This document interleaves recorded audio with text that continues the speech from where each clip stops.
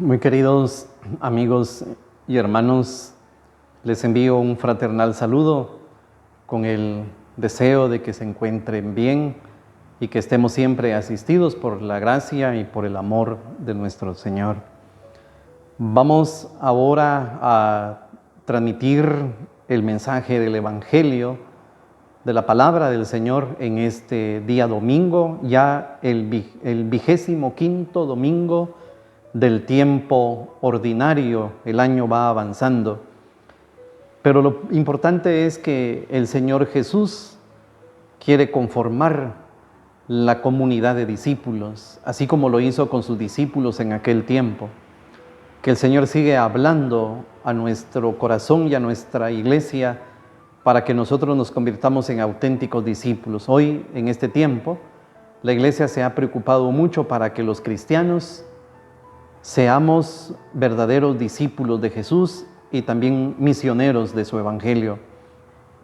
Hoy la iglesia ha puesto en nuestras manos la responsabilidad que tenemos todos, sacerdotes y laicos, hombres y mujeres, que en nuestra condición bautismal tenemos el don de Dios y la responsabilidad de ser sus seguidores, de ser sus discípulos, de hacer un proceso de conversión, un camino de vida, para que no vivamos aisladamente de nuestra comunidad, sino estar integrados a nuestra iglesia.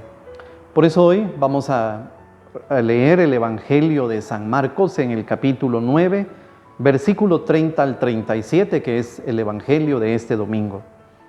En aquel tiempo Jesús y sus discípulos atravesaban Galilea, pero él no quería que nadie lo supiera, porque iba enseñando a sus discípulos. Les decía: el Hijo del Hombre va a ser entregado en manos de los hombres, le darán muerte y 3 días después de muerto resucitará. Pero ellos no entendían aquellas palabras y tenían miedo de pedir explicaciones. Llegaron a Cafarnaúm y una vez en casa les preguntó: ¿de qué discutían por el camino? Pero ellos se quedaron callados, porque en el camino habían discutido sobre quién de ellos era el más importante. Entonces Jesús se sentó, llamó a los 12 y les dijo: si alguno quiere ser el primero, que sea el último de todos y el servidor de todos. Después, tomando a un niño, lo puso en medio de ellos, lo abrazó y les dijo: el que reciba en mi nombre a uno de estos niños, a mí me recibe, y el que me reciba a mí, no me recibe a mí, sino aquel que me ha enviado. Palabra del Señor. Gloria a ti, Señor Jesús. Queridos hermanos, en 3 momentos vamos a reflexionar el Evangelio de este día domingo. El primero se refiere al anuncio del misterio pascual. Jesús en 3 ocasiones nos narran los evangelios que anunció su próxima muerte y su resurrección. Aunque los discípulos no comprendían qué significaban estas palabras, Él les habla de este anuncio de su pasión, muerte y resurrección, como lo dice hoy el Evangelio.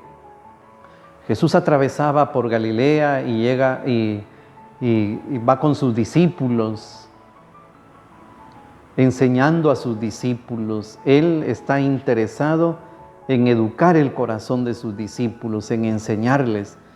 Y en ese momento, en ese contexto, es que Jesús les dice: el Hijo del Hombre va a ser entregado en manos de los hombres, le darán muerte y 3 días después de muerto resucitará.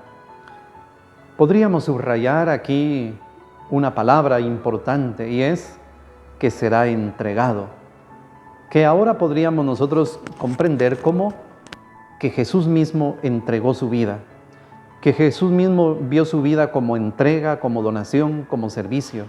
El apóstol San Pablo en la carta a los Filipenses nos recuerda diciendo que Jesús, a pesar de su condición divina, a pesar de que era Dios, no hizo alarde de esa categoría de Dios, sino que se rebajó y que se sometió a la muerte, incluso una muerte de cruz. Pasó como un hombre, como un esclavo, sirviendo la predicación del reino, los signos de amor y de compasión a la gente, el lavatorio de los pies, la Eucaristía como un servicio y especialmente la muerte en la cruz, es que Jesús se manifiesta como el que entrega su vida. En un momento el Evangelio de San Juan también nos recuerda: a mí no me quitan la vida, sino que yo la doy voluntariamente.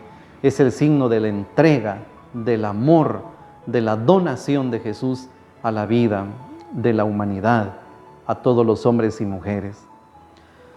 Y el segundo momento que meditaremos se refiere a lo que el Evangelio a continuación nos comenta. Y es que después de la travesía llegan a un lugar que se llama Cafarnaúm, un lugar importante, un lugar comercial, también que sirvió, ¿verdad?, como un lugar especial de la misión evangelizadora de Jesús. Y entonces ahí siempre Jesús, con la paciencia y con la sabiduría, en casa, con sus discípulos, les pregunta de qué venían discutiendo por el camino. Ellos se quedaron callados, no quisieron decirle nada. Pero ellos en el camino habían discutido sobre quién de ellos era el más importante, quién de ellos iban a tener los mejores privilegios. Y Jesús, a pesar de estas desviaciones y de estos sentimientos negativos de sus discípulos, les educa con amor como comunidad. Porque entonces Jesús dice, se sentó como maestro, se sentó y llamó a los 12 y les dijo: si alguno quiere ser el primero, que sea el último de todos y el servidor de todos.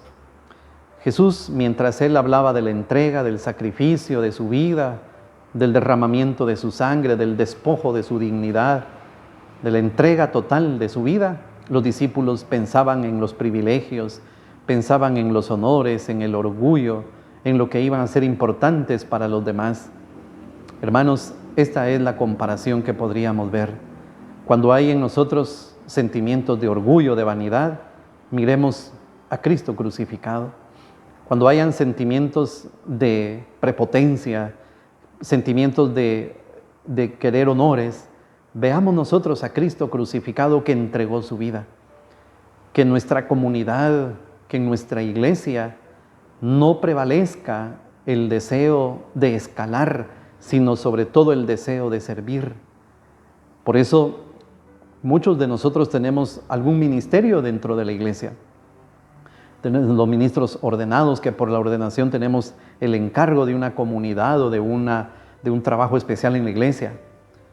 Muchos también han adquirido ministerios en la iglesia de enseñanza, de catequesis, de liturgia, etc.